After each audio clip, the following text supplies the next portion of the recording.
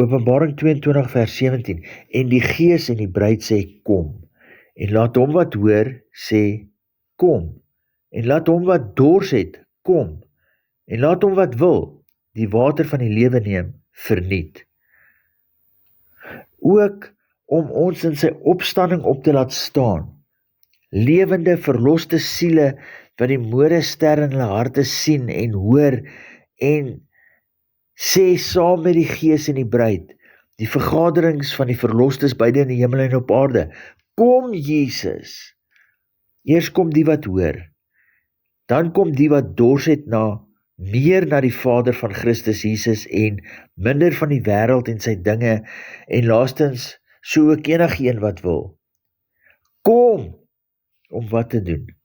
Te drink die water van die lewe verniet, die Geeswoord van God in Christus Jesus. En dan, wanneer jy hierdie dors bevredig het in jou dorstige siel, met die ingeplante lewendmakende Geeswoord van God wat jy gehoor het, bestudeer het, en toe beleef het deur dit toe te pas, ja, na dit alles, dan hoor jy in die Gees,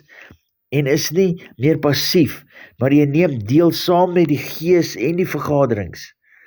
die Ecclesias, en meer spesifiek, die bruiddeel van alles, en roep uit, kom, Here Jesus.